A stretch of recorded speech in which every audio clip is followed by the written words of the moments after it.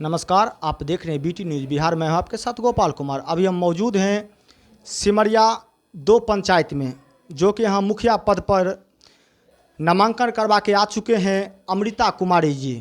थोड़ा इनसे कुछ खास बातचीत करते हैं। मैडम, आगे की आपकी सोच क्या है? गांव का विकास करना। ऐसा क्या विकास नहीं हुआ जो आप विकास करने के लिए आए हैं? जो विकास नहीं हुआ है, अभी तक कुछ मेरे गांव में विकास नहीं हुआ, वो विकास को करना है।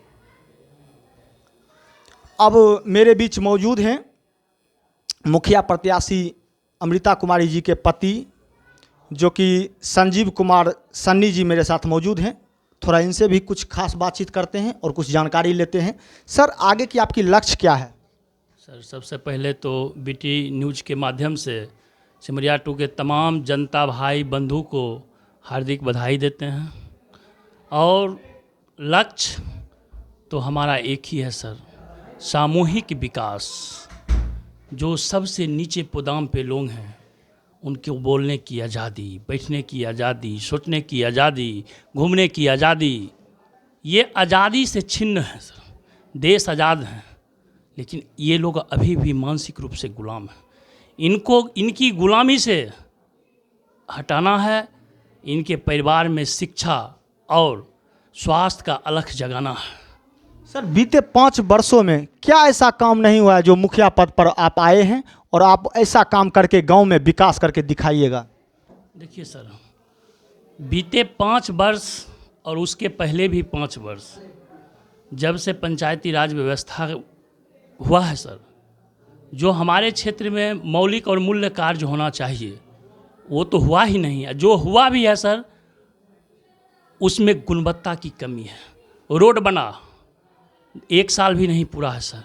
आप सर घूमिए सिमरिया 2 के क्षेत्र में, गली गली आप जाइए, रोड सब जगह बना मिलेगा, लेकिन एक भी रोड नहीं सही है। 1 साल भी नहीं हुआ, जर्जर हो गया। नाला बना, पानी नहीं निकल रहा है। रोड बना तो रोड पे पानी है, नाला में नहीं जा रहा है। कहने का सेंस ये है सर, खेल का मैदान बना, लेकिन मैदान कहाँ है कुछ पते नहीं चल रहा है। गवर्नमेंट से तो पैसा उड़ जाती है, ज़मीन पर काम नहीं होता, अंदर में बंदर बांट होता है। इंदिरा आवास के लिए जो लाभुर्त हैं, जो लाभार्थी हैं, वो तरस रहे हैं, क्योंकि उनके पास 30,000 है ही नहीं सर देने के लिए श्रीमान को। अगर 30,000 उनके पास देने के लिए हो तब तो उनको इंदिरा आवास मिलेगा। शौचालय, सरकार गवर्नमेंट तो कहती है कि घर घर शौचालय बन गया। सर्वे कीजिए सर, मेरे पंचायत में अभी भी 20% ऐसा घर है जिसमें शौचालय नहीं है, क्योंकि शौचालय बनवाने के लिए पहले 2,000 दीजिए, 5,000 दीजिए, तब जाकर शौचालय होगा। यहाँ सर बाहर पलायन हो रहा है, बगल में 2-2 फैक्ट्रियाँ हैं, लोगों को, स्थानीय लोगों को रोज़गार नहीं मिल रहा है, और दूसरे डिस्ट्रिक्ट से लोग, दूसरे स्टेट से लोग को लाया जा रहा है। ये बाहर के मजदूर को पलायन को रोकना है, उनको उचित मजदूरी दिलाना है, उनकी जो दबी हुई आवाज़ है उनको उजागर करना है, उनको बोलने की आज़ादी दिलाना है। शिक्षा के क्षेत्र में, स्वास्थ्य के क्षेत्र में, लघु कुटीर उद्योग के क्षेत्र में, पैक्स के द्वारा किसानों को उचित मूल्य पर अनाज का सारी व्यवस्था को चुस्त दुरुस्त करना है सर। चूँकि करप्शन का वृक्ष इस सिमरिया 2 पंचायत में फल और फूल रहा है। करप्शन वाला वृक्ष को ख़त्म करना है, युवा को रोजगार देना है, सामूहिक विकास करना है, वृद्धों को सम्मान देना है। ये सारी व्यवस्था को हम लोग को सर मिलजुल कर काम करना है। सर, आप बहुत बड़े शिक्षित हैं और आप बहुत बड़े बिजनेसमैन हैं, फिर वो सबको त्याग कर और ग्राम में आप मुखिया पद लड़ने का काम कर रहे हैं, इसमें आपका क्या योगदान रहेगा? सर, पहले तो मैं बता देना चाहता हूँ, मैं बिजनेसमैन हूँ। बिजनेस जीविका के एक साधन है सर। मेरा लक्ष्य सेवा करना है, लेकिन मेरा ये लक्ष्य नहीं था कि हम मुखिया बनकर ही सेवा करें। मेरा ये लक्ष्य था, जो व्यक्ति मजबूर हैं, चाहे वो आर्थिक रूप से मजबूर है, ज्ञान से मजबूर हैं, उनको जानकारी के अभाव में वो भटक रहे हैं, सबों को हम लोग घर घर जाकर एक एक चीज़ पे जो उनकी मजबूरी है, उस मजबूरी में हम लोग मदद करते हैं। कोरोना काल 2019 में आई सर, ये विश्वव्यापी आपदा था। इसमें हमारे स्थानीय जो भी लोग थे, चाहे वो मुखिया जी वर्तमान हो, निवर्तमान हो, भूतपूर्व हैं, कोई इनको इस गांव सिमरिया 2 के लोगों से मतलब नहीं रहा। पैक रहे। जब लोग मिलने जाते थे तो कहते थे मुखिया जी का स्वास्थ्य खराब हो गया है। लेकिन सर 2019 में हमने जब घूमा तो देखा एक एक घर में तरस रहे थे लोग, सर्दी खांसी परेशान थे। तो ये परेशानी को हम देख नहीं सके, रोक नहीं पाए। उसके बाद हम लोग ठाना, हम लोग एक एक घर में जा कर, चाहे वो राशन का व्यवस्था हो, दवाई का व्यवस्था हो, मास्क का व्यवस्था हो, सैनिटाइज़र की व्यवस्था हो, सारी व्यवस्था को सर हम अपने साथियों के सहयोग से एक एक घर जा कर सेवा किए। उस सेवा करने के बाद भी उस समय तक मेरा निर्णय नहीं था कि हम सेवा करके मुखिया में आए।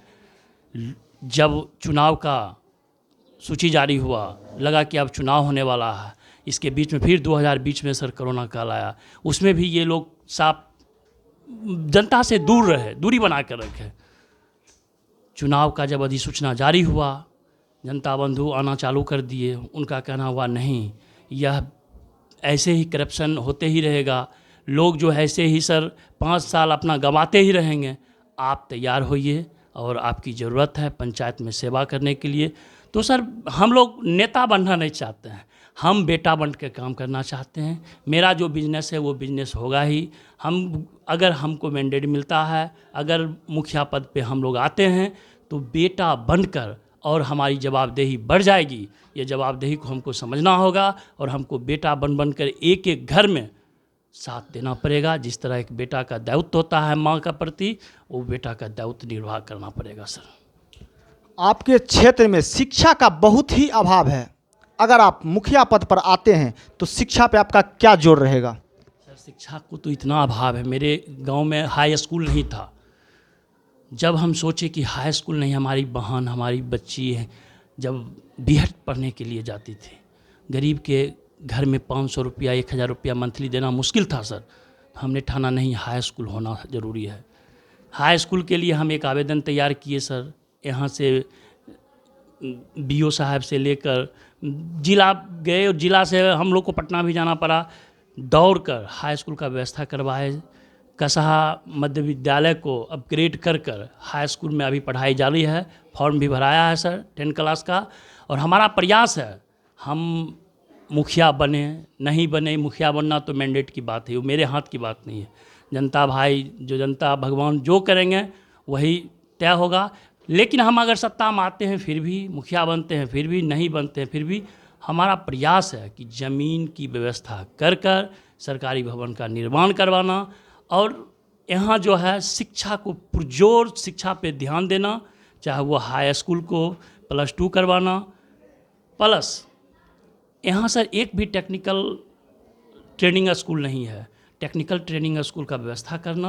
और बहुत सारा प्रयास हमारा है कि पे ध्यान देना, प्रारंभिक शिक्षा पर ध्यान देना, मौलिक शिक्षा का हनन हो चुका है। ये सारी व्यवस्था को हम लोग को चुस्त दुरुस्त करना है सर। आपके गांव में भ्रष्टाचार बहुत अधिक बढ़ गया है, सुनते हैं 100-200 जाति आवासीय में भी लिया जा रहा है, इसमें आपका क्या योगदान रहेगा? भ्रष्टाचार तो सर सीमा का पार हो गया। जिस तरह बाढ़ का पानी बांध तोड़कर दूसरे क्षेत्र में चला जाता है और वहाँ नाश विनाश कर देता है, उसी तरह अभी सिमरिया 2 में हम तो सर उजागर नहीं करना चाहते हैं। लेकिन जब आप क्षेत्र में घूमेंगे तो पता चलेगा कोई ऐसा कार्य नहीं है जिसमें घूस नहीं लिया गया है। चाहे यह 5 साल वर्तमान हो, 5 साल इसके पूर्व में भी सर, चाहे वह पैक्स, किसान से बात कीजिए, पैक्स का एक भी व्यवस्था, एक भी लाभ किसान को पैक्स में नहीं मिलता है। पैक्स का मूल्य का जो है हनन होता है, मूल्य कुछ है, किसान को कुछ दिया जाता है। मतलब यहाँ पैक्स नाम का चीज़ नहीं है सर। अब इंदिरा आवास में चलिएगा तो इंदिरा आवास में जब तक 20,000 25,000 नहीं मिलेगा तब तक मुखिया जी खुश नहीं होंगे। मुखिया जी के कई एक चमचे बेलचे हैं जो चमचा बेलचा भी लेते हैं। वो पहले जिनका इंदिरा आवास में नाम नहीं भी है उनसे भी रुपया एडवांस मिल जाता है। अभी सर पता कीजिएगा पशु शेड के नाम पर कम से कम सैकड़ों लोग को पैसा सर ले लिया गया है, पशु शेड नहीं बना।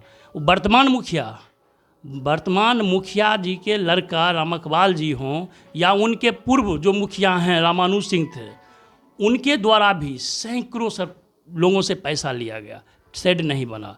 मतलब तरह तरह का करप्शन हमारे पंचायत में चल रहा है, तरह तरह का करप्शन है सर। शौचालय के नाम पर 2000, मतलब कोई ऐसा कार्य नहीं है जिस पे बिना पैसा दिए हुए काम आपका होगा।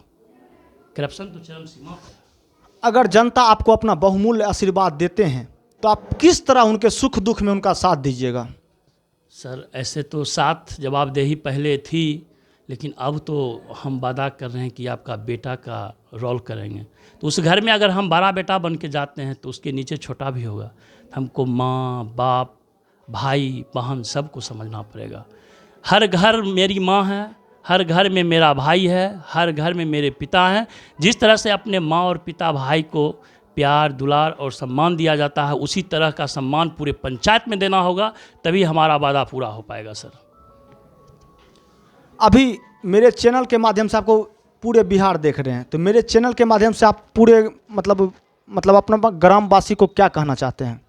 हम तो ग्रामवासी से यही कहना चाहेंगे सर कि आप किसी के प्रलोभन में नहीं आइए और अपना नेता नहीं बेटा चुनिए। आपको लग रहा है संजीव कुमार द्वारा विकास संभव है, तो आप एक एक बहुमूल्य वोट अमृता कुमारी को दीजिए और संजीव कुमार का हाथ मजबूत कीजिए। और बेटा बनकर जो है संजीव कुमार आपके घर घर में सेवक की तरह काम करेगा।